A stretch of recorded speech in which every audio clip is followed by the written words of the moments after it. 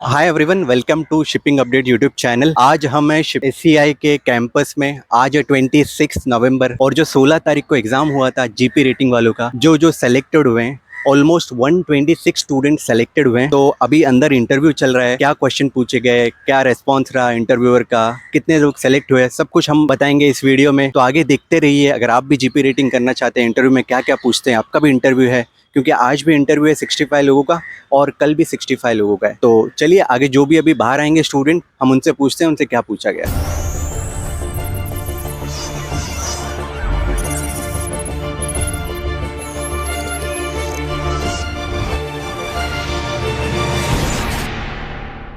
Guys देखो, अभी हम बच्चों का वेट कर रहे थे यहाँ पे कि जीपी रेटिंग वाले स्टूडेंट आए, बट ये जो अभी बैच चल रही है जीपी रेटिंग की, वो उन लोग के स्टूडेंट शायद से निकल के कहीं जा रहे हैं। आई थिंक मस्टर हो रहा होगा, जो हेड काउंट करते हैं, या कुछ पीटी रह गया, या तो वहाँ पे प्ले ग्राउंड भी है, कुछ प्ले ग्राउंड एक्टिविटी रहेगी, इसलिए सारे मिलके अभी जा रहे हैं। देखते हैं, वेट करते हैं। अगर वहाँ तक हमें परमिशन दी तो वहाँ पे जाके दिखाएंगे आपको क्या हो रहा है। और थोड़ी देर में और भी बच्चे आने वाले जिनका इंटरव्यू हुआ है अभी कंप्लीट, सॉल्व करवा सॉल्व नहीं करवाए, क्वेश्चंस पूछ रहे, फंक्शंस वगैरह कितने टाइप्स कितने थे बताओ। फॉर्मूला। ओके। केशव जी, आप अपना थोड़ा बैकग्राउंड बता सकते हो? 10th में 12th में कितने परसेंटेज है, कैसे आपने रिटर्न एग्जाम? 10th में मेरा टोटल 75 है और अपना 12th में मैंने 71 स्कोर किया था। मैं लास्ट ईयर डीएनएस के लिए अपना एग्ज़ाम दिया था पर क्वालिफाई नहीं किया था। अभी दोबारा मैंने इसके लिए दिया, एनसीबी टेक ऑफिसर के लिए, इसके लिए क्वालिफाई हो गया है, इंटरव्यू हो गया, अभी रिजल्ट का वेट है। Thank you Keshav. केशव जी ने कंप्लीट कर दिया अपना इंटरव्यू प्रोसेस। अभी उनको मेल की तरह मेल से बताया जाएगा कि क्या रिजल्ट है। और मेडिकल हुआ है? मेडिकल अभी इंटरव्यू पास होने के बाद। तो थैंक यू। अभी कुछ बच्चों से मेरी बात हुई, वो कैमरे के सामने आना नहीं चाह रहे, बट उन्होंने बताया मुझे कि कैसे टाइप के क्वेश्चन पूछते हैं। एक कॉमर्स के स्टूडेंट मिले मुझे, तो उन्होंने मुझे बताया कि उनका 11th और 12th में साइंस नहीं था, तो उनको बेसिक क्वेश्चन पूछ रहे थे, उनके पर्सनल क्वेश्चन, उनके फैमिली के बारे में, 10th के रिलेटेड क्वेश्चन, शिफ्ट्स के बारे में थोड़ा पूछ रहे थे। और उसके बाद में एक स्टूडेंट मिले जिन्होंने 12th के बाद आईटीआई किया है, तो उनको स्पेसिफिक आईटीआई के रिलेटेड क्वेश्चन पूछ रहे थे। आईटीआई में क्या फंक्शंस होते हैं, कैसे पढ़ाई होती है, क्या क्या प्रैक्टिकल्स किए उन्होंने।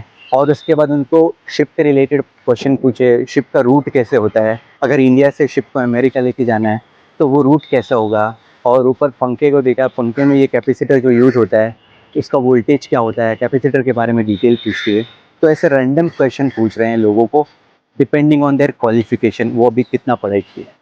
तो गाइस, अभी ना बहुत सारे बच्चे बाहर आए इंटरव्यू देके, तो जीपी वाले स्टूडेंट से एक्चुअली क्या है, थोड़ा कैमरे से डर रहे हैं और बताना नहीं चाह रहे। और हम कैंपस में हैं अभी, वो लोग को लग रहा है कि अगर उन्होंने अभी यहाँ आंसर्स बता दिए, क्वेश्चंस बता दिए, तो उनको कैंसिल कर देंगे, उनका एडमिशन ये कर देंगे। उनको डर लग रहा है क्योंकि जीपी वाले बच्चे ना छोटे रहते हैं, मतलब सारे 20 साल 21 साल वाले। तो हमने सब कुछ उनसे पूछ लिया है कि क्या क्वेश्चन पूछ रहे हैं, तो मैं आपको बता देता हूँ, ये थोड़ा पूरा डिटेल में बताता हूँ। फर्स्ट ऑफ ऑल, तो अगर आप सिर्फ 10th के बाद आए हो तो 10th के लेवल के ही क्वेश्चन पूछेंगे। 10th में आपने जो फिजिक्स के लॉस पढ़े थे, Newton first law, second law, ये सब जो पढ़े थे ना, वो सब के फॉर्मूलाज पूछ रहे हैं, फंक्शंस पूछ रहे हैं, शिप चलती कैसे है वो पूछ रहे हैं। और उसके बाद अगर आपने 12th कर लिया है, मतलब आपने 12th क्लियर कर लिया है और आपने 12th का सर्टिफिकेट सबमिट किया है, तो आपको 12th के लेवल के क्वेश्चंस पूछेंगे। 12th के लेवल के, मैं फॉर एग्जांपल देता हूँ, एक स्टूडेंट को ये पूछ लिया कि ये ट्रिग्नोमेट्री का फॉर्मूला बताओ, मतलब कैसे sine square plus ten square theta क्या होता है, वो क्वेश्चन पूछा। लिखना नहीं है, वर्बली पूछ लिया। और अगर उन क्वेश्चन को समझ में नहीं आ रहा है, तो वो ऊपर नीचे ऐसा देख रहे हैं, ऐसा देख रहे हैं, फैन है यहाँ पे, तो पूछते हैं फैन का कैपेसिटर का क्या फंक्शन रहता है, तो वोल्टेज क्या रहता है, वो चेक कर रहे हैं सामने वाले का कॉन्फिडेंस। और अगर आप कुछ क्वेश्चन का आंसर दे रहे हो ना, जैसे फॉर एग्जांपल आपको पूछा कि इंडिया से अमेरिका जाना है, उसका सी रूट बताइए, एक शिप वहां से कैसे जाएगी। अगर आपने कुछ बता दिया कि ये सुएज कैनाल से होके यहाँ से जाएगी, तो फिर पूछते हैं कैनाल क्या होता है। क्रॉस क्वेश्चन बहुत कर रहे हैं, और अगर आपके साथ क्रॉस क्वेश्चन कर रहे हैं ना, तो वो इम्प्रेस है आपसे। और किसी किसी के साथ 5 मिनट में कुछ क्वेश्चन पूछ के हटा देते हैं। इसमें मतलब अगर आपको कुछ क्वेश्चन का आंसर नहीं आ रहा है ना, तो आप पोलाइटली उनको बताओ, चुपचाप मत बैठो कि मुझे पोलाइटली बताओ, कि इसको बताओ कि मेरी अभी नॉलेज के हिसाब से मुझे ये नहीं आता है। ऑब्वियसली आपको इंग्लिश में बोलना है, मैं हिंदी में इसलिए बोल रहा हूँ कि हमारे बहुत सारे स्टूडेंट जो आगे 1 साल 2 साल बाद एग्जाम देंगे, उनको भी पता चले। और सेकेंडली, अगर समझ लो आपने आईटीआई कंप्लीट किया है, मतलब आपने 10th के बाद या 12th के बाद आईटीआई कंप्लीट किया है, तो आपको आईटीआई के रिलेटेड क्वेश्चन पूछ रहे हैं। और आईटीआई के रिलेटेड क्वेश्चन क्या पूछ रहे हैं, आपने आईटीआई में कौन सा कोई इंस्ट्रूमेंट यूज किया है, कोई वर्नियर कैलिपर यूज किया है, कोई भी मेजरिंग इंस्ट्रूमेंट यूज किया है ना, तो उसके बारे में क्वेश्चन पूछ रहे हैं। वो कैसे होता है, उसका कितना नाप सकते हो, आपको मेजर कितना कर सकते हो, ये रिलेटेड क्वेश्चन पूछे हो। और अगर आपने कॉमर्स वाले हो, आर्ट्स वाले हो, तो आपको सिर्फ और सिर्फ पर्सनल क्वेश्चन पूछ रहे हैं, non technical. Tell me something about yourself, why do you want to join merchant navy, आपके फैमिली में कोई है मर्चेंट नेवी में, अगर आपका मर्चेंट नेवी में नहीं हुआ तो आप क्या करोगे।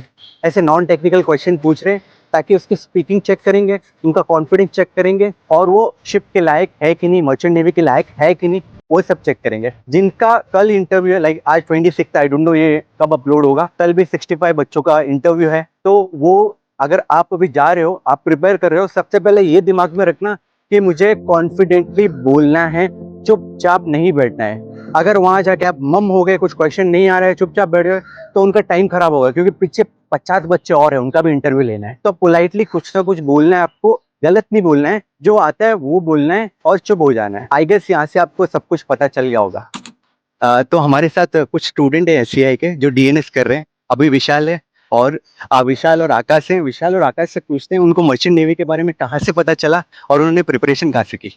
एक्चुअली मुझे तो मेरी फैमिली के बहुत सारे कज़न्स हैं, ऑलरेडी सेल कर रहे हैं, तो मुझे उनसे बचपन से ही पता चला था। मैं बचपन से ही फैसिनेटेड हूँ मर्चेंट नेवी को लेके। मेरे भैया लोग हैं, अभी वो लोग हायर रैंक पर सेल कर रहे हैं, तो बचपन से जब से मैंने देखा उन्हें, तो मुझे यही था, गोल ही यही था कि मुझे मर्चेंट नेवी ज्वाइन करना है। और आपने क्रैक कैसे किया एग्जाम, और ये एग्ज़ाम क्रैक मैंने 12th अपेयरिंग में ही था, जब 12th अपेयरिंग में, तो थोड़ा बहुत उसके बारे में पढ़ा, बेसिक जनरल नॉलेज वगैरह एंड शिप नॉलेज वगैरह।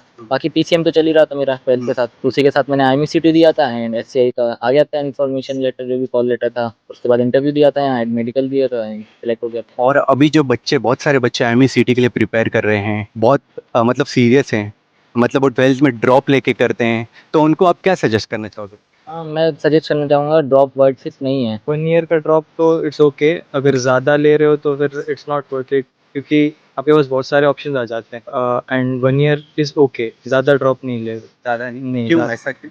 बिकॉज या वर्क लाइफ उतना नहीं है जितना आप ड्रॉप दे के सोच रहे हो कि हाँ ड्रॉप दे के यही करना है हमें। ये IIT बहुत नहीं सारे है, ऑप्शन है आपके ये पास। IIT नहीं है, यूपीएससी नहीं है कि आपको ड्रॉप लेना है। आप 12th के साथ इसे क्रैक कर सकते हो, 12th के साथ ही अपेयरिंग में ही निकाल लेना चाहिए। उससे ज़्यादा 1 ईयर का ड्रॉप बहुत है, लेकिन इससे ज़्यादा ड्रॉप तो लेनी नहीं चाहिए। और ये स्पॉन्सरशिप भी होता है ना, डीएनएस वाले स्पॉन्सरशिप, वो कैसे करना है। वो स्पॉन्सरशिप IMCT से अलग होता है, उसका स्पॉन्सरशिप का कंपनीज का रिलेटेड फॉर्म आता है, तो उसको फॉर्म को साइट पे जाकर फिल करना पड़ता है। देन वो सिलेक्ट करते हैं रैंक के बेसिस पे। देन वो उनका रिटर्न भी होता है, कंपनीज का कुछ का नहीं होता है, एंड कुछ डायरेक्ट कंपनीज के अलग अलग क्राइटेरिया है। एंड वो फिर उसके लिए इंटरव्यू के लिए कॉल करते हैं आपको, ईमेल करते हैं, फिर इंटरव्यू के लिए आपको जाना पड़ता है। देन वो इंटरव्यू होता है, अलग अलग राउंड्स में चलता है इंटरव्यू। यहाँ पे भी चला था हम लोग का, अलग अलग राउंड्स में हुआ था। उसके बाद उसमें सिलेक्ट होने के बाद आपको मेडिकल के लिए भेजा जाता है। देन मेडिकल में you are perfectly fit for sea, then आपको सिलेक्ट कर लेंगे वो। आप कौन सी कंपनी स्पॉन्सर। मैं तो शिपिंग कॉर्पोरेशन ऑफ इंडिया से। एससीआई में, तो जो एससीआई में एडमिशन ले लेता है, हाँ वो SCI से IMCT के बाद डायरेक्टली रैंक के हिसाब से आप एडमिशन ले सकते हाँ। हैं,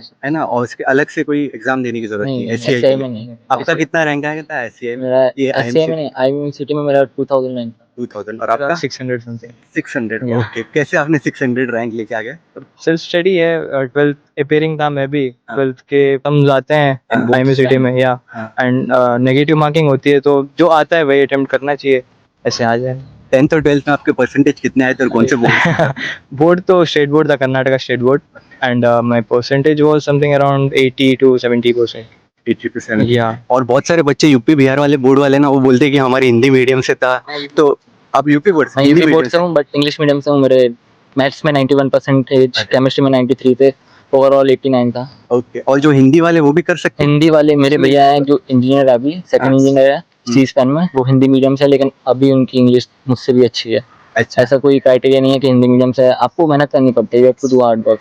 हिंदी आप ऐसा कोई लैंग्वेज इशू नहीं है, लेकिन आपको आना चाहिए इंग्लिश का। ओके। नहीं है। और ये लास्ट क्वेश्चन, आप लैपटॉप लेके घूम रहे हो, तो डीएनएस में लैपटॉप पे क्या था। वो हम लोग में स्टडी मटेरियल स्टोर करने के लिए, उसके पढ़ने के लिए लिए, और बहुत सारी चीजें जो हमें हैंडबुक्स दी जाती हैं इलेक्ट्रॉनिक्स की, वो उसके लिए है।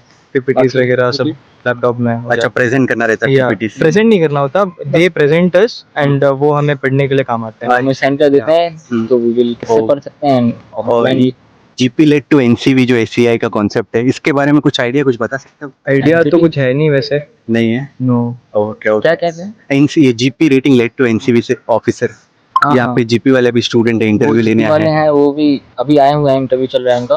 वो लोग भी क्या बोलते हैं, वो लोग भी हाँ जा सकते हैं, मास्टर्स की रैंक तक जा सकते हैं पोस्टल बेसिस में, वो भी ऑफिसर बन सकते हैं। They have options to give second mates. Second mate दे सकते हैं, लेकिन बस वो लोग हम लोग देते हैं डीएनएस वाले एफजी के लिए सेकंड मेट, फॉरेन गोइंग के लिए। वो नॉर्मल इंडिया पोस्टल वेसल के लिए दे postal सकते vessel हैं सेकंड मेट्स ऑप्शन। बट उसके बाद एफजी ले कर सकते हैं ना वो? एफजी के लिए उन्हें FG के लिए- अलग से हाँ। सेकंड मेट देना पड़ेगा। अलग से एग्जाम पहले देना पड़ता है। उनका सेकंड मेट एनसीबी का देना पड़ेगा, फिर हाँ। एफजी के लिए अलग से पढ़ के एफजी का देना पड़ेगा।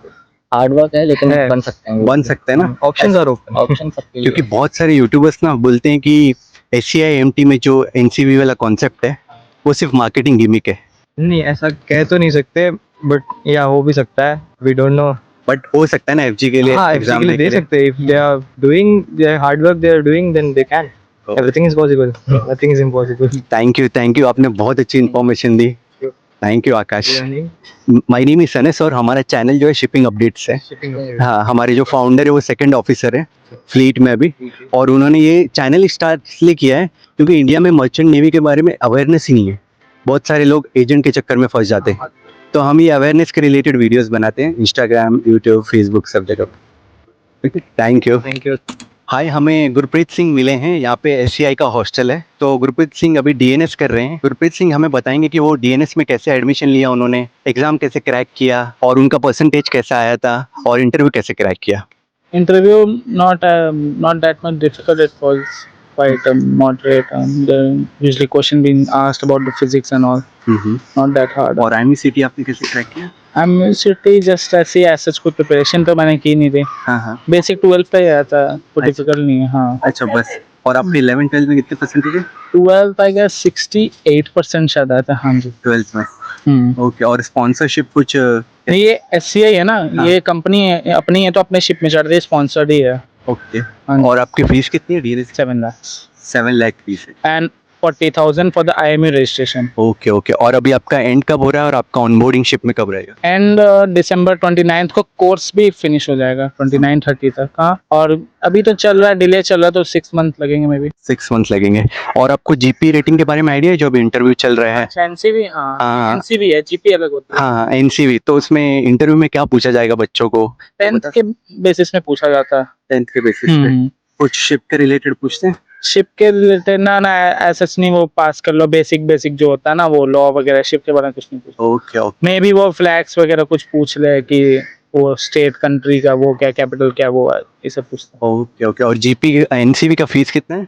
एनसीवी 3.5 या 4 lakhs है मे बी. 4 लाख से। ओके। और ये हॉस्टल उनका ही है जीपी वालों का? और डीएनएस? जीपी वाले का वहाँ पर है, हॉस्टल नंबर 4. ओके। और ये हम डीएनएस का. ये कैमरा में दिखा दो एक बार।